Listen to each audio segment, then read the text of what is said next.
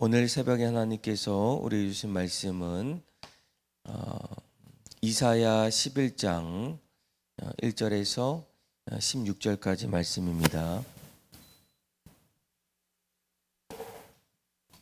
이사야 11장 1절에서 16절까지 말씀 저 여러분들의 교독으로 보도록 하겠습니다. 제가 먼저 읽겠습니다. 이새의 줄기에서 한 싹이 나며 그 뿌리에서 한 가지가 나서 결실할 것이요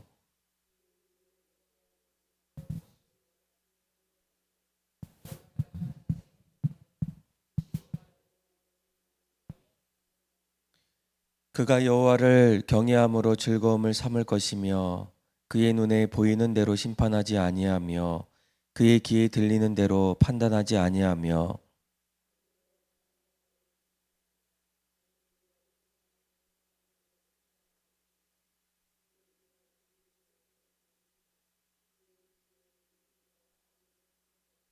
공의로 그의 허리띠를 삼으며 성실로 그의 몸에 띠를 삼으리라.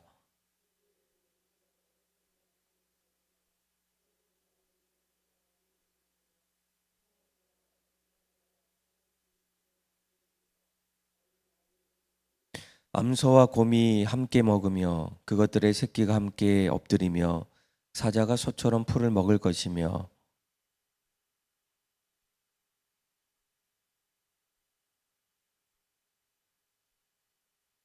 내 거룩한 산 모든 곳에서 해됨도 없고 상함도 없을 것이니 이는 물이 바다를 덮음 같이 여호와를 아는 지식이 세상에 충만할 것임이니라.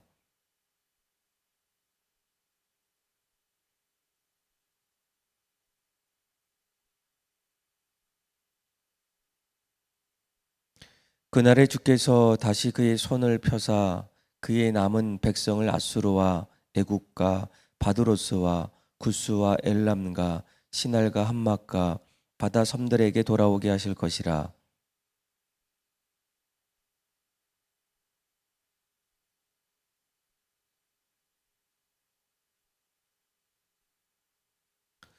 에브라임의 질투는 없어지고 유다를 괴롭게 하던 자들은 끊어지며 에브라임은 유다를 질투하지 아니하며 유다는 에브라임을 괴롭게 하지 아니할 것이요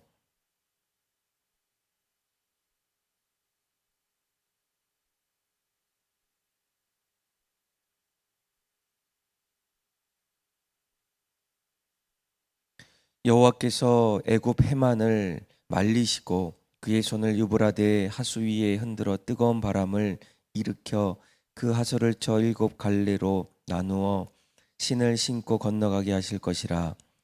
그의 남은 있는 백성 곧 아수르에서 남은 자들을 위하여 큰 길이 있게 하시되 이스라엘의 애굽 땅에서 나오던 날과 같게 하시리라. 아멘. 여러분, 우리는 삶의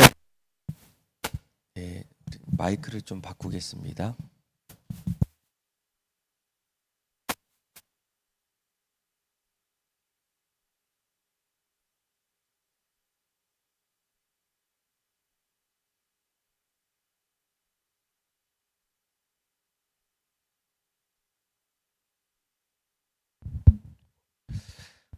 네, 우리는 인생을 살면서 기대라는 것을 가지고 삽니다. 어렸을 때 학교 가는 또 친구들을 만나는 그런 기대를 갖게 되고 또 대학교를 들어갔을 때 또 내가 앞으로 무엇을 또 배우고 할 수 있을까 또 대학 생활에 대한 어떤 기대 또 누구를 만났을 때 앞으로 가정을 이루고 또 자녀를 낳고 또 앞으로 내 인생을 또 새롭게 세워나가는 그런 기대 그리고 또 나이가 점점 들면서 또 그 안에서 만나는 수많은 사람들과의 여러 가지 기대를 갖고 내 인생이 지금보다 점점 더 좋아질 것이다. 더 기쁜 일들이 많아질 것이다라는 그런 기대가 아마 있을 겁니다. 그런데 실제로 살다 보면 이러한 기대보다는 오히려 어떻습니까? 여러 가지 걱정들 또 염려들 그리고 이제는 기대보다는 오히려 절망하고 낙심할 때가 많을 때가 있어요. 전쟁이 끝내야 되는데 전쟁은 더욱더 크게 또 일어날 때가 있고 또 사람과 사람이 함께 사랑하면서 그렇게 살아가야 하는데 오히려 서로를 미워하고 또 용서하지 못하는 그런 모습들 또 약한 사람들이 점점 줄어들면 좋은데 오히려 가난하고 또 어려운 사람들이 점점 많이 커지는 그런 모습들 건강의 문제도 있고 또 경제적 문제도 있고 또 가난의 그런 문제들이 참으로 많이 있다는 거예요. 왜 이런 일들이 계속적으로 일어날까? 내 인생의 기대와 또 희망을 가지고 살아왔는데 오히려 정반대의 모습으로 또 흘러가는 이유가 무엇일까? 아마 이러한 고민들과 생각들은 오늘 우리가 읽었던 이사야 말씀 속에 또 이스라엘 백성들 속에서도 동일하게 나타나게 됩니다. 아마 그들은 다윗을 통해서 또 솔로몬을 통해서 또 다윗과 그리고 솔로몬의 왕조를 통해서 더욱더 이스라엘이 부강해질 것이다. 이런 기대와 또 소망을 가졌는데 어느 순간부터 이스라엘 백성들이 점점 다윗의 왕조가 약해지고 또 흔들리는 그런 모습들을 하나하나 보게 됩니다. 그들의 마음속에는 오히려 평화가 있기를 늘 원했는데 평화보다는 또 전쟁, 특별히 우리가 계속적으로 이스라엘 백성들 속에 아수르라는 그 나라가 계속적으로 공격하고 또 쳐들어오는 그런 모습 속에서 평화가 아닌 우리의 삶에 끊임없는 그런 전쟁이 펼쳐지는구나. 그리고 나라 안에 정의와 공의가 또 세워져야 하는데 오히려 불의한 모습들 또 재판이 불공정하고 또 사람들은 뇌물을 통해서 점점 이해할 수 없는 그런 모습들이 나타나게 돼요. 그러면서 영적으로는 하나님의 백성들이 하나님을 떠나가고 하나님을 모른다고 그렇게 말하는 그런 자리에서 더 이상 희망보다는 점점 어려움과 절망 이런 모습들이 점점 찾아오고 있다라는 거예요. 그런데 이런 여러 가지 문제와 고민 속에서 오늘 우리가 함께 읽었던 말씀을 보게 되면 하나님께서 이사야 선지자를 통해서 놀라운 하나님의 희망의 메시지를 우리에게 말씀해 주고 있어요. 1절을 보게 되면 우리 한번 1절의 말씀 한번 읽어볼까요? 시작. 이새의 줄기에서 한 싹이 나며 그 뿌리에서 한 가지가 나서 결실할 것이요. 아멘. 그러니까 이새의 줄기라고 얘기했을 때 이새는 우리가 잘 알고 있는 다윗의 아버지입니다. 이새를 통해서 다윗이 났고 이새 이전에 오벳 또 오벳 이전에 보아스 보아스를 통해서 오벳이 나고 오벳을 통해서 이새가 나고 이새를 통해서 다윗을 낳게 되는 그런 다윗의 왕조 또 다윗의 어떤 가계를 뜻하게 되는데 그 이새의 줄기에서 한 싹이 나왔다라는 거예요. 아마 베어진 나무처럼 우리가 그 이제 구루턱이죠. 땅에만 보면 밑동만 보이는 그런 모습 속에서 사람들은 이렇게 얘기합니다.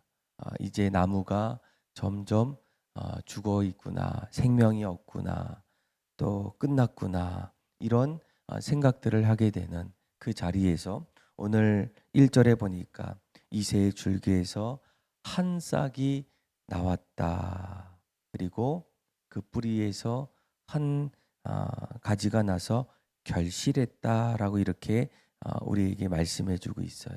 많은 사람들이 더 이상 기대하지 않고 또 밑동만 남았던 그 구루터기, 그런데 오늘 말씀에는 그곳에서 한 싹이 나고 그 뿌리에서 결실하는 그런 모습들. 그런데 그 모습을 뭐라고 표현합니까? 우리 한번 2절의 말씀 3절까지 한번 읽어볼까요? 시작. 그 위에 여호와의 영, 지혜와 총명의 영이요 모략과 재능의 영이요 지식과 여호와를 경외하는 영이 강림하시리니 그가 여호와를 경외함으로 즐거움을 삼을 것이며 그의 눈에 보이는 대로 심판하지 아니하며 그의 귀에 들린 대로 판단하지 아니하며. 아멘. 자, 2절 말씀을 좀 주목해 보면 여호와를 경외하는 영이 강림하시겠다라고 그러니까 오시겠다라고 얘기합니다. 아마 오늘 말씀은 그 시대에 하나님께서 이제 그들을 구원하시고 또 그들의 삶 속에 새롭게 세워 나가실 그 일들을 통치하시고 또 일으켜 주실 그 메시아를 이제 보내 주시겠다라고 얘기해요. 그래서 여호와를 경외하는 영이 강림하겠다. 그 영을 뭐라고 소개합니까? 지혜와 총명의 영이다. 모략과 재능의 영이다. 지식과 여호와를 경외하는 영이다라고 얘기해요. 그러니까 한마디로 하나님의 완전한 자질과 능력을 갖고 있는, 아마 이전에는 다윗을 통해서 솔로몬을 통해서 히스기야를 통해서 여러 왕들을 통해서 이스라엘을 다스렸는데 그들은 늘 불안했고 연약했고 또 나라가 점점 부강하기보다 흔들리고 또 무너지는 그런 자리에서 하나님께서 그 위에 여호와의 영, 곧 지혜와 총명의 영, 모략과 재능의 영, 지식과 여호와를 경외하는 그 영, 우리가 잘 알고 있는 그 메시아가 이제 언젠가 너희들 가운데에 나타나겠다라고 이렇게 말씀해 주고 있다라는 거예요. 아마 그분은 한마디로 메시아다 우리가 이렇게 이야기하는데, 그분이 왔을 때 여러분 과연 어떤 일들이 일어나겠습니까? 3절 후반절에 보게 되면 그는 눈에 보이는 대로 심판하지 않는다. 또 그의 귀에 들린 대로 판단하지 아니한다라는 거예요. 우리가 무언가를 볼 때 그 모습들이 때로는 각도에 따라서 또 여러 방면에 따라서 다르게 보이는데, 인간은 어떻습니까? 보이는 대로 그렇게 판단하고 또 보이는 대로 그렇게 행할 때가 있어요. 그래서 오늘 여호와의 영은 어떻습니까? 눈에 보이는 대로 심판하지 아니한다. 그 중심, 가장 큰 그 마음 속에 올바른, 아니면 그의 마음에 어떤 모습이 있는지를 하나하나 보면서, 그리고 귀에 들리는 대로 판단하지도 않겠다. 이렇게 말씀해 주고 있어요. 그러니까 완전하신 분이죠. 그분은 사람들에 의해서 또 여러 환경에 의해서 그에 따라서 바라보고 또 듣고 그것을 가지고 판단하기보다 오히려 공정하게 또 그 원인을 바라보면서, 그래서 4절에 이렇게 얘기합니다. 공의로 가난한 자를 심판한다. 정직으로 세상을 겸손한 자를 판단한다. 그리고 그의 입의 막대기로 세상을 친다. 5절에 보니까 공의로 그의 허리띠를 삼는다. 이렇게 말씀해 주고 있어요. 그러니까 눈에 보이는 대로 심판하지 않고 또 귀로 듣는 대로 판단하지 않을 때, 또 공의로 세상을 다스릴 때 메시아를 통해서 이 나라가 과연 어떻게 되어질까? 아마 6절부터 이제 9절까지 말씀을 보게 되면 이제 메시아가 왔을 때, 메시아가 통치했을 때 그 나라가 어떤 모습인지를 이런 모습으로 이렇게 표현해. 한번 6절에서 우리 9절까지 한번 읽어보겠습니다. 시작. 그때 에리가 어린 양과 함께 살며 표범이 어린 염소와 함께 누우며 송아지 어린 사자와 살찐 짐승이 함께 있어 어린아이에게 끌리며 암소와 곰이 함께 먹으며 그것들의 새끼가 함께 엎드리며 사자가 소처럼 풀을 먹을 것이며 젖먹는 아이가 독사의 구멍에서 장난하며 젖된 어린아이가 독사의 굴에 손을 넣을 것이라. 내 거룩한 삶 모든 곳에서 해됨도 없고 상함도 없을 것이니 이는 물이 바다를 덮은 같이 여호와를 아는 지식이 세상에 충만할 것임이라. 아멘. 아마 메시아가 이 땅에 와서 통치할 때 참 우리가 방금 읽었던 말씀을 보게 되면 어떤 마음이 점점 찾아오겠습니까? 그렇죠? 본감 읽었던 말씀을 보면 어린 양과 함께 살 수 있다. 표범이 어린 염소와 함께 누울 수 있다. 어린 사자가 살찐 짐승이 함께 어린 아이에게 끌릴 수 있다. 아마 이 표현들은 무엇보다도 우리가 방금 읽었을 때 어떻게 과연 이런 일들이 일어날 수 있을까? 서로가 서로를 공격하고 또 잡아먹고 함께 할 수 없는 그런 관계 속에서 메시아가 찾아왔을 때 서로 적대했던 관계들, 또 서로 공격했던 그런 폭력들이 그 안에서 사라지는, 그래서 강한 자와 약한 자가 함께하고 또 원수와 또 다른 원수가 서로 마주보며 그 안에서 함께할 수 있는 그런 평화로운 사회. 특별히 8절 말씀을 보게 되면 이렇게 얘기하죠. 어린아이가 독사의 굴에 손을 넣을 것이다 라는 거예요. 독사도 누구도 해치지 못하는 그런 나라, 또 그런 세상이 메시아를 통해서 찾아온다라는 거예요. 독사도 물지 않고 또 사자도 공격하지 않고 이런 나라 속에는 무엇이 우리에게 찾아올 수 있겠습니까? 두려움이 사라지게 되고 생명의 위협이 없어지게 되고 오히려 그 안에는 안전한 그런 삶이 바로 찾아온다라는 거예요. 아마 우리가 인생을 살아가면서 늘 기대하고 또 소망했던 그런 인생의 모습이 아니겠습니까? 더 이상 누구를 미워하지 않고 또 미워했던 사람까지도 함께 더불어서 살아갈 수 있는 그런 평화로운 세상. 아마 이 세상을 우리 모두가 마음속에 기다리고 기대했을 거예요. 내 마음속에 누군가를 싫어했던 마음들, 더 이상 보기 원하지 않았던 모습들, 또 하기 싫었던, 또 가기 싫었던 그런 여러 가지 모습들 속에서 메시아가 다시금 이 땅에 찾아왔을 때 하나님께서 자신의 아들 독생자 예수님을 보내주실 때 그분이 이 세상을 다스리는 나라, 또 통치하는 그 나라는 이리가 어린 양과 함께 살 수 있고 또 독사들 속에 어린아이가 손을 넣을 수 있는 그런 세상이 바로 메시아가 통치하는 그런 세상이라는 거예요.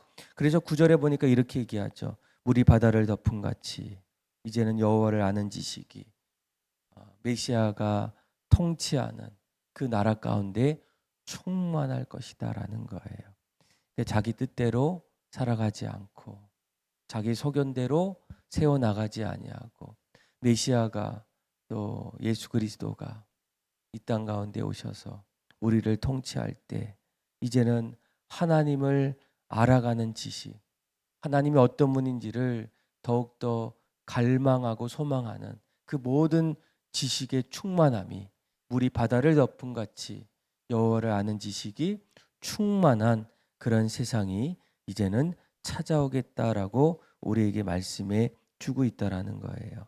그래서 이러한 메시아의 통치 속에서 우리가 오늘 10절부터 이제 16절까지 말씀을 읽어보면 메시아를 통해서 하나님께서 이스라엘을 구원해 주시는 그런 구원의 놀라운 일들을 말씀해 주고 있어요. 우리 한번 10절에서 12절까지 한번 읽어볼까요? 시작.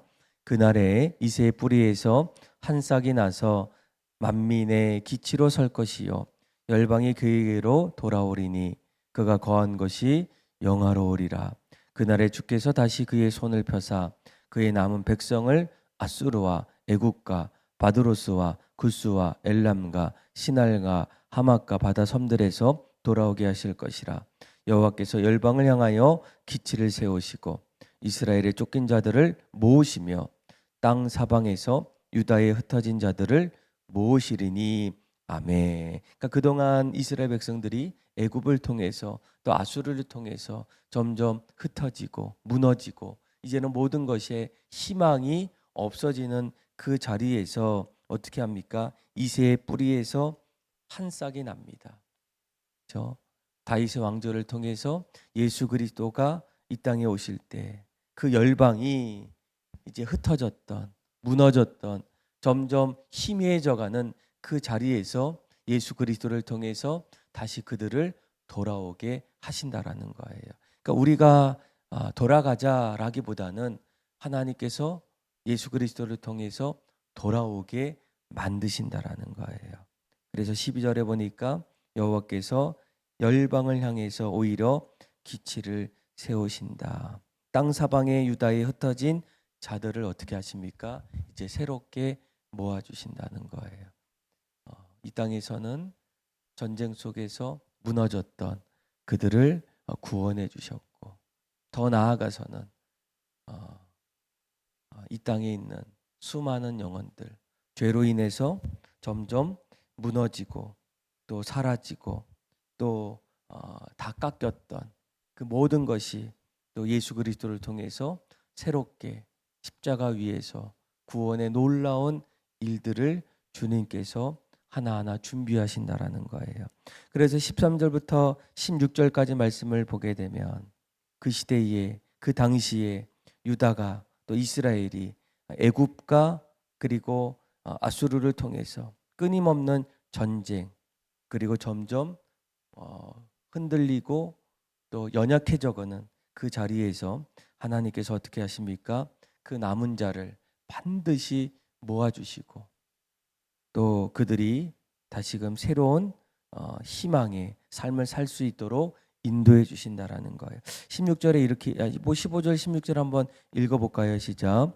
여호와께서 애고 해만을 말리시고 그의 손을 유브라데 하수 위에 흔들어 뜨거운 바람을 일으켜 그 하수를 저 7갈래로 나누어 신을 신고 건너가게 하실 것이라. 그의 남아있는 백성 곧 아수르에서 남은 자들을 위하여 큰 길이 있게 하시되 이스라엘이 애굽 땅에서 나오던 날과 같게 하시리라. 아멘. 어떻게 말씀하십니까? 이스라엘이 애굽 땅에서 노예로 살아갔을 때 더 이상 희망이 없고 늘 하루하루 그렇게 살아가는 그때 하나님께서 모세를 통해서 이스라엘을 구원의 자리로 초청해 주신 것처럼 이제는 남은 자들을 위해서 하나님께서 큰 길을 예비해 주시고 또 그들을 인도해 주시겠다라고 말씀해 주고 있어요.